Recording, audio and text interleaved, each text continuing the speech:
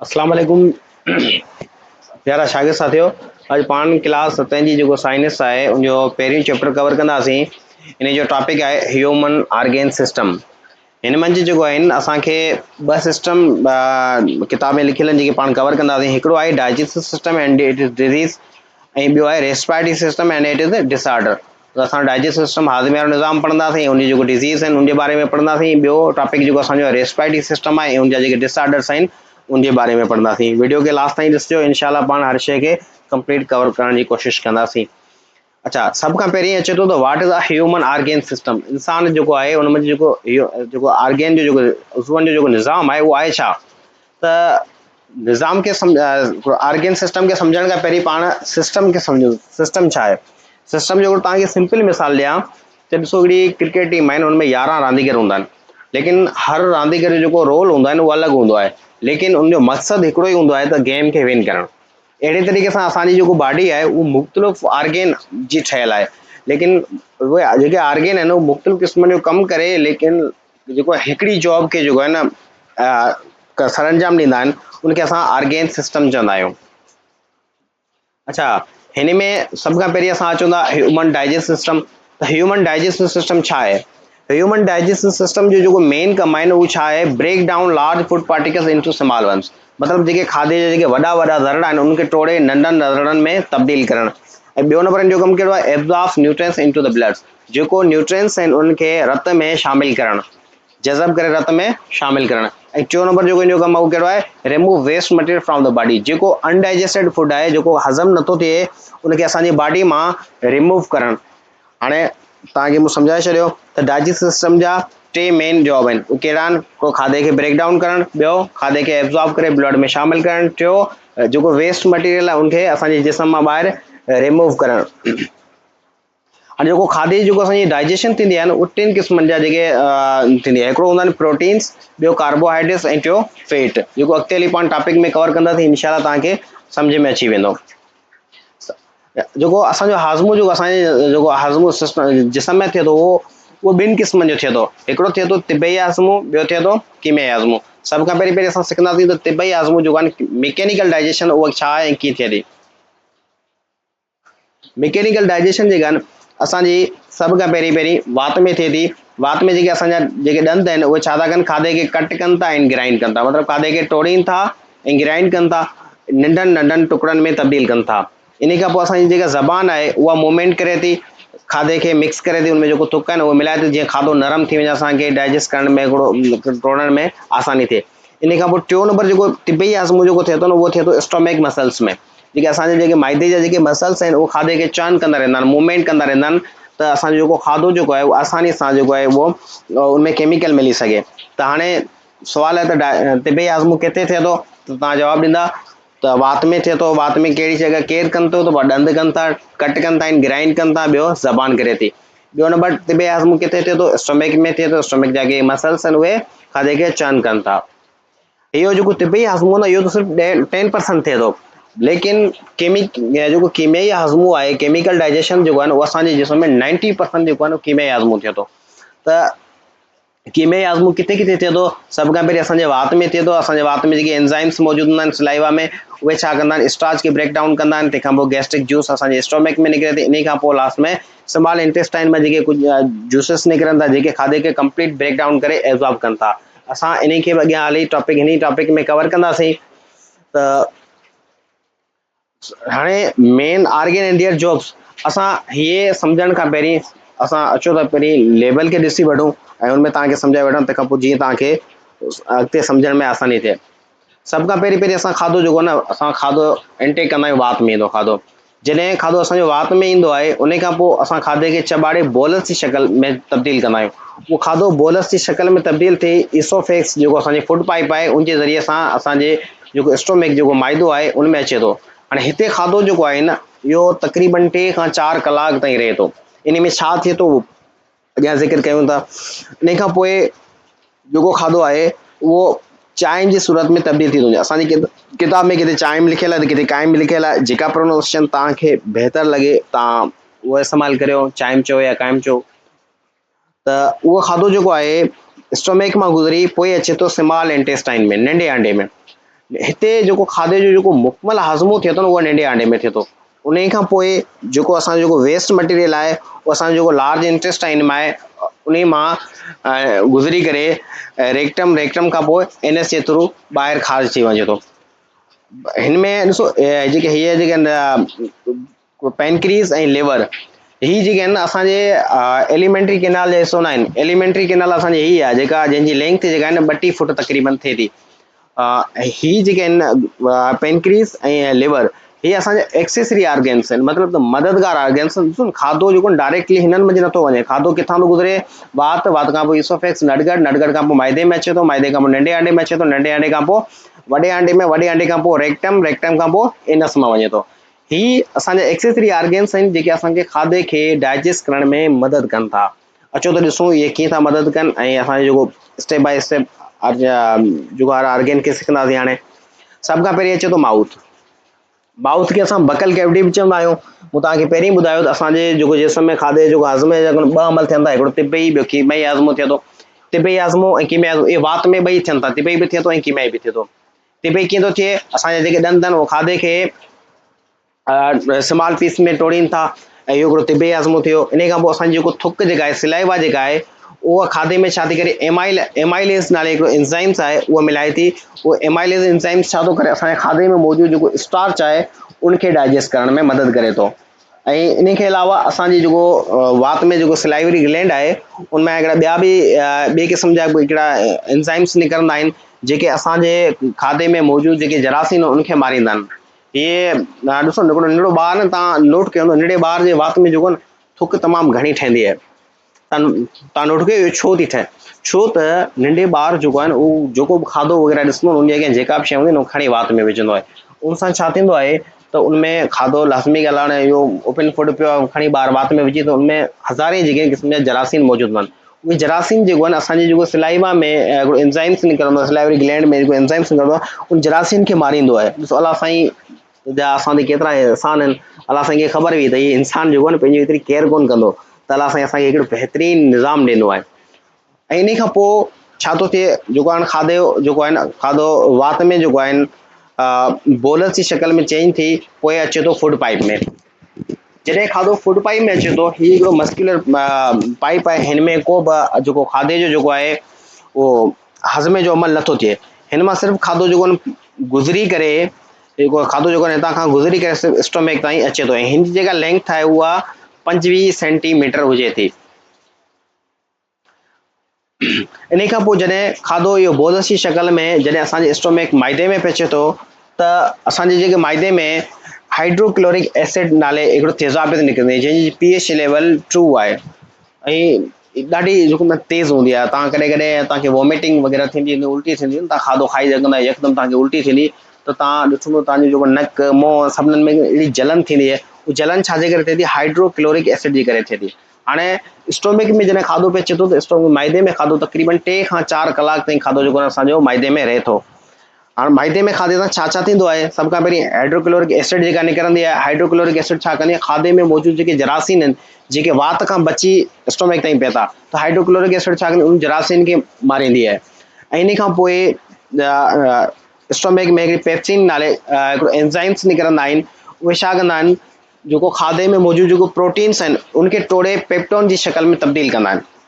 ठीकु आहे न। ऐं इन खां पोइ गैस्ट्रिक लाइपेज़ ही बि हिकिड़े क़िस्म जो हुन मां एंज़ाइम्स निकिरे थो, लेकिन तमामु थोरे मिक़दार में निकिरे थो, माइनर निकिरे थो। उहो सिर्फ़ु फैट खे डाइजेस्ट करण में मदद करे थो। हाणे स्टोमेक में छा थी वियो, स्टोमेक में ॿिनि ॿ शयूं थियनि थियूं। हिकिड़ो हाइड्रोक्लोरिक एसिड निकिरे थी जेका असांजे खाधे में मौजूदु जेको जरासीम उनखे मारे थी, ऐं ॿियो पेप्सिन नाले हिकिड़ो एंज़ाइम निकिरे थो, उहो छा थो करे, प्रोटीन्स खे डाइजेस्ट करण में मदद करे थो। अच्छा, हिन में हिकिड़ी ॻाल्हि हाणे तव्हांजे ज़हन में सुवालु ईंदो, सर हाइड्रोक्लोरिक एसिड अगरि एॾी तेज़ आहे जेका असांजे वात में अचे थी या नक में अचे थी, त पोइ असांजे नक में जलन थी, पोइ माइदे खे नुक़सानु छो नथी रसाए? पुरा त स्टोमेक जी जेको परत आहे उनमें जेको उनजे जेको साइड तां जेके न म्यूकस भरियल हूंदो आहे, उन म्यूकस जे करे जेको हाइड्रोक्लोरिक एसिड जेको आहे उहो असांजे जेके सेल जा जेके स्टोमेक जा सेल आहिनि उन्हनि ताईं इहा हाइड्रोक्लोरिक एसिड नथी पहुचे। उनजे करे हिन खे नुक़सानु तमामु घटि पइजे थो स्टोमेक में। लेकिन कॾहिं कॾहिं छा थींदो आहे, असांखे ज़रूरत मानी हिकिड़ी या ॿिनि जी हूंदी आहे, असां हद खां वधीक 3 या 4 या 5 मानियूं खाई छॾंदा आहियूं। पोइ उन जो नतीजो कहिड़ो निकिरंदो आहे, असांखे एसिडिटी थींदी आहे। एसिडिटी छो थी थिए, जॾहिं हाइड्रोक्लोरिक एसिड माइदे में तमामु घणी निकिरे थी त उन सां छा थो थिए, असां जे जेको पेट में जलन थिए थी, गैस थी पए थो, पेट भरिजी पए थो। पोइ असां वरी उनखे इनो वग़ैरह पीअंदा आहियूं त जीअं असां जो तेज़ाबियत जेका आहिनि, एसिडिटी आहिनि, उहा घटिजी सघे। इनो छो पीअंदा आहियूं? इनो में मैग्नीशियम हूंदो आहे, ऐं उहो हाइड्रोक्लोरिक एसिड में हिकिड़ी क़िस्म जी मैग्नीशियम ई आहे, त उहो उन जी लेवल खे बराबरि करण जे लाइ असां इनो टेकिंग कंदा आहियूं। अच्छा, इन खां पोइ खाधो जेको आहे न, माउथ, माउथ खां पोइ फूड पाइप खां स्टोमिक, स्टोमिक खां पोइ खाधो जेको आहे न, उहो वञे थो स्मॉल इंटेस्टाइन में। लेकिन स्मॉल इंटेस्टाइन खे सम्झण खां पहिरीं असां सम्झंदासीं लिवर ऐं पेनक्रीज़ खे।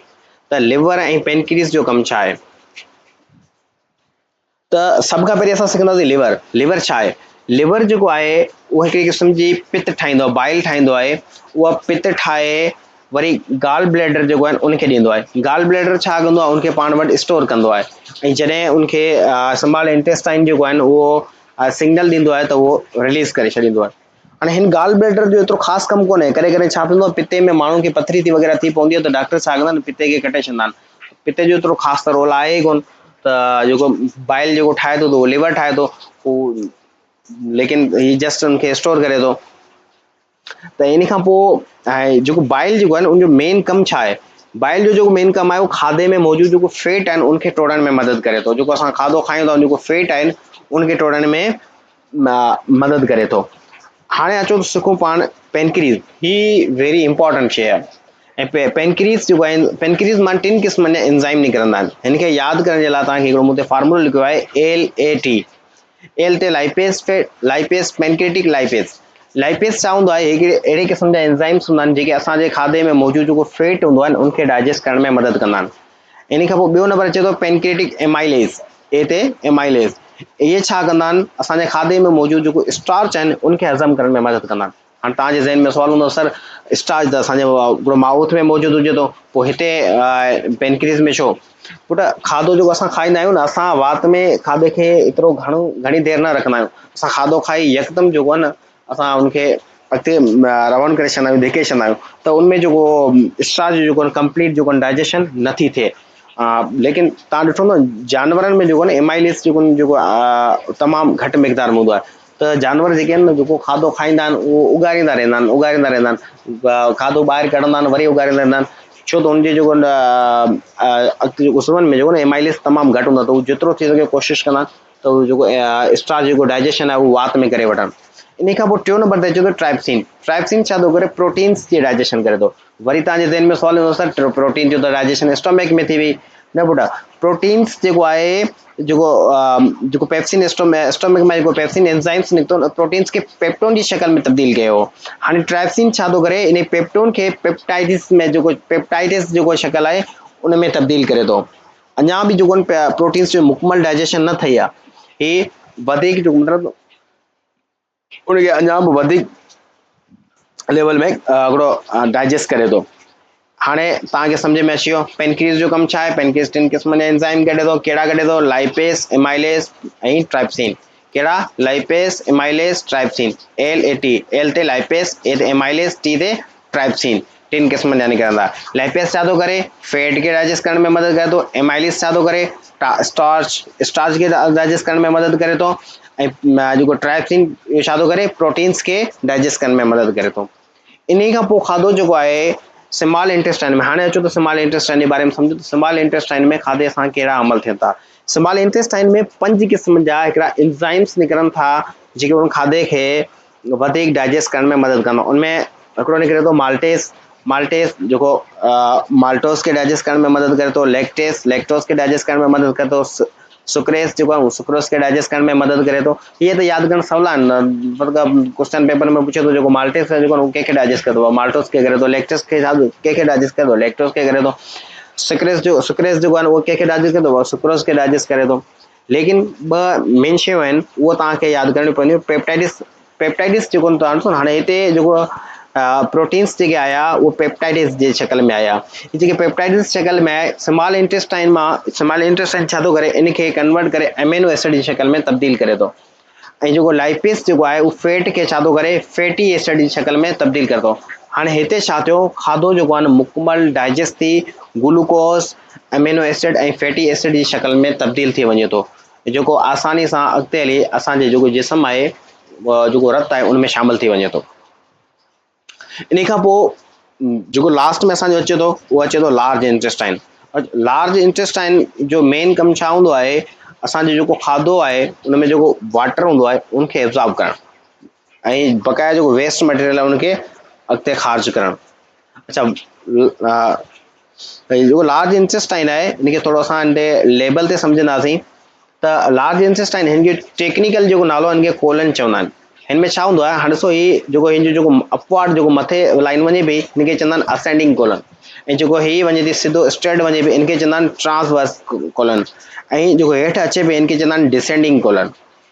यादि करे छॾियो ही कहिड़ो थी वियो असेंडिंग कोलन, ही ट्रांसवर्स कोलन, ही कहिड़ो थी वियो डिसेंडिंग कोलन, ही हिन जा अची वियो। अच्छा हिन खां पोइ ही जेको असांजो अचे थो ही जेको हेठियों पासो अचे थो इनखे चवंदा आहिनि सेगमेट कोलन, इनके छा चवंदा आहिनि सेगमेट कोलन। अच्छा इन खां पोइ असांजो जेको खाधो आहे उहो रेक्टम, रेक्टम खां पोइ एनस जे थ्रू असांजो जेको जिस्म मां ॿाहिरि ख़ारिज थी वञे थो। हाणे हिन में हिकिड़ी तव्हां हिते 10 नंबर ते हिकिड़ी शइ तव्हां ॾिसंदा हूंदा अपेंडिक्स। अपेंडिक्स जो एतिरो ख़ासि कमु हाणे आहे कोन, अॻे इंसान गाह वग़ैरह खाईंदा हुया या तव्हां ॿुधो हूंदो असांजा वॾड़ा जेके हूंदा न वड़नि जा छोड़ा वग़ैरह खाईंदा हुआ, लेकिन हाणे त नथा खाइनि। अपेंडिक्स जेको जानवरनि में थोरो वॾो हूंदो आहे लेकिन उन्हनि जे लाइ इंतिहाई घणो फ़ाइदेमंद हूंदो आहे, असांजे लाइ अहिड़ो को ख़ासि फ़ाइदेमंद न आहे, त करे करे असांखे अपेंडिक्स में को प्रॉब्लम वग़ैरह थींदो आहे त डॉक्टर ऑपरेशन करे हिनखे कढी छॾंदा आहिनि, त छो त हिनजो एतिरो को ख़ासि रोल त आहे कोन। बाक़ी हार्मोन्स जे बारे में सुवालु अची सघे थो, जेको नंढो आंडो आहे उन मां कहिड़े क़िस्म जा हार्मोन निकिरंदा। नंढे अंडे मां 2 क़िस्म जा हार्मोन निकिरंदा, हिकिड़ो निकिरे थो सेक्रेटिन, ॿियो निकिरे थो कोलिसिस्टोकाइन। अच्छा सभ खां पहिरीं सिखंदासीं सेक्रेटिन। सेक्रेटिन हार्मोन जेको आहे उहो छा थो करे सिग्नल ॾिए थो पेनक्रीज खे टू रिलीज़ द बाइकार्बोनेट, माना ही छा थो करे सेक्रेटिन जेको आहे न सिग्नल ॾिए थो कंहिंखे ॾिए थो पेनक्रीज के सिग्नल ॾिए थो त उहो जेको पंहिंजी जेको जूसिस आहे उनखे रिलीज़ करे, ऐं कोलिसिस्टोकाइन जेको आहे उहो कंहिंखे सिग्नल ॾिए थो गाल ब्लैडर के सिग्नल ॾिए थो त उहो बाइल खे रिलीज़ करे। अच्छा इन खां पोइ असां पढ़ंदासीं त हाज़मे जा मरेला। हाज़मे जा मरेला 5 आहिनि। सभ खां पहिरीं आहे खाधो खाइणु, taking in food through the mouth, असां जेको वात जे ज़रिए सां खाधे खे अंदरि टेकिंग कंदा आहियूं। ॿियो खाधे जो मरेलो आहे हज़म करणु, जेके डाइजेशन चवंदासीं, उनमें छा थो थिए खाधे खे टोड़े नंढनि नंढनि रड़नि में तब्दील करणु। 4 नंबर स्टेप आहे एब्ज़ॉर्प्शन, खाधो जज़ब करणु। इनमें छा थींदो आहे जेको न्यूट्रिएंट्स आहिनि उहे असां ब्लड में शामिल कंदा आहियूं, इहो किथे थींदो आहे नंढे अंडे में थींदो आहे। तंहिंखां पोइ चौथों नंबर पॉइंट आहे असेमिलाइज़ेशन। असेमिलाइज़ेशन छा आहे खाधो इस्तेमालु करणु, इहो किथे थींदो आहे सेल कंदा आहिनि, सेल कंदा जेको असां खाधो जज़ब कंदा उहो सेलनि में न्यूट्रिएंट्स जेको आहे न उहो जज़ब थींदो आहे, उन सां छा थींदो आहे असांखे एनर्जी मिलंदी आहे ऐं ग्रोथ कंदा असांजो जिस्म जेको आहे न वाध विच करे थो। ऐं 5हों नंबर जेको पॉइंट आहे उहो इजेशन ख़ारिज करणु, जेको असांजो जेको अनडाइजेस्टेड फूड आहे उहो असांजे फेसिस जे ज़रिए सां ॿाहिरि ख़ारिज थो थी वञे। हाणे खाधे जा घणा मरेला आहिनि 5, कहिड़ो हिकिड़ो इंजेक्शन खाधो खाइणु, ॿियो डाइजेशन खाधो हज़म करणु, टियों खाधो जज़ब करणु, खाधो इस्तेमालु करणु ऐं खाधो ख़ारिज करणु। अच्छा इन खां पोइ असां पढ़ंदासीं डिज़ीज़ ऑफ डाइजेशन। जेको हाज़मो आहे इन जूं 2 मेन डिज़ीज़ थियनि थियूं, हिकिड़ी आहे डायरिया, ॿी आहे कंस्टिपेशन। अचो सिखूं इन्हनि जे बारे में। सभ खां पहिरीं आहे डायरिया। डायरिया छा आहे, जॾहिं असांखे पटड़ो पायखानो मतिलबु बार बार असांखे जेको न दस्त अचनि, पटड़ो पायखानो अचे, त उहा हिकिड़ी दस्त जी बीमारी आहे। हिन जा काज़ कहिड़ा आहिनि, सबब कहिड़ा आहिनि, ड्रिंक डर्टी और अनसेफ वाटर। जॾहिं असां गंदो पाणी पीअंदासीं, ख़राबु पाणी पीअंदासीं त छा थींदो असां जेको वॾो आंडो आहे उनमें हिकिड़ो इन्फेक्शन थी वेंदो आहे, प्रॉब्लम थी वेंदो आहे, उन सां असांखे जेको आहे न दस्त थी पवंदा आहिनि। या ईटिंग अनक्लीन और स्पॉइल्ड फूड, जॾहिं असां साफ़ु खाधो न खाईंदासीं तॾहिं बि असांखे इहे प्रॉब्लम थींदो आहे। या असांखे कॾहिं कॾहिं इन्फेक्शन जेको हार्मफुल जेके जम्स आहिनि उनजे थ्रू सां वायरस या बैक्टीरिया जे करे बि कॾहिं कॾहिं असांखे दस्त थी पवंदा आहिनि। प्रिवेंशन एंड केयर, हिन जा असांखे कहिड़ा करणु घुरिजनि, साफ़ु पाणी पीअणु घुरिजे, उॿारियल पाणी पीअणु घुरिजे या फिल्टर पाणी पीअणु घुरिजे। खाधे खाइण खां पहिरीं असांखे हथ धोइणु घुरिजनि, ऐं जॾहिं कंहिं पेशेंट खे दस्त बंदि नथा थियनि त पोइ असां उनखे ORS ॾियणु घुरिजे। अच्छा अगर ORS सां न आहे त उनखे पाणी ऐं निम्को जेको आहे पाणी में थोरो लूणु मिलाए निम्कोल ठाहे उनखे ॾेई छॾियो। अगर ये अञा बि बंदि नथा थियनि, कंटिन्यू हलंदा रहंदा, त पोइ तव्हांखे डॉक्टर खे ॾेखारणु लाज़मी घुरिजे। अच्छा, इफेक्ट्स ऑन द बॉडी, असांजी बॉडी ते कहिड़ा असर पवनि था डायरिया जा, त असांजी बॉडी जेको आहे न तमामु घणे मिक़दार में पाणी ऐं जेको वाटर आहिनि उहो लूज़ करे छॾे थी। उन सां छा थो थिए, असांजे जिस्म में डिहाइड्रेशन थी वञे थी। त सुवालु आहे त डायरिया जे करे असांजी बॉडी ते कहिड़ो इफेक्ट पए थो, त तव्हां ॿुधाईंदा डिहाइड्रेशन थिए थी। इन खां पोइ असांजो जेको नेक्स्ट डिज़ीज़ आहे उहो कंस्टिपेशन आहे। कंस्टिपेशन माना कब्ज़ी थी पवणो, सुख कब्ज़ी थींदी आहे। माना असांजो जेको खाधो जेको असां खाईंदा आहियूं उहो जेको आहे न आसानी सां जेको आहे न ॿाहिरि न निकिरंदो आहे। पेट में सूर वग़ैरह तकलीफ़ थींदी आहे, लेकिन हज़म हिकिड़ो खाधो जेको आहे न उहो ॿाहिरि न निकिरंदो आहे या तमामु घटि मिक़दार में निकिरंदो आहे। इन जा सबब कहिड़ा आहिनि? पाणी तमामु घटि पीअण जे करे बि थींदो आहे, ऐं जेको असां खाधो खाईंदा आहियूं उनमें फाइबर तमामु घटि हुजे, फ्रूट्स वग़ैरह या भाॼियूं वग़ैरह न खाइण जे करे बि असांखे कब्ज़ी थी पवंदी आहे, या लेक ऑफ फिज़िकल एक्टिविटीज़, या असां एक्सरसाइज़ वग़ैरह न कयूं त उन सां बि असांखे इहे मसइला थियनि था। केयर करण जे लाइ असांखे छा करणु घुरिजे? साफ़ु पाणी पीअणु घुरिजे रोज़ाना, फ्रूट्स खाइणु घुरिजनि, भाॼियूं खाइणु घुरिजनि, या फाइबर सां रिच जेके आहिनि भरियल फूड आहिनि उहे खाइणु घुरिजनि, कणिक जी थी वई, सूफ थी विया।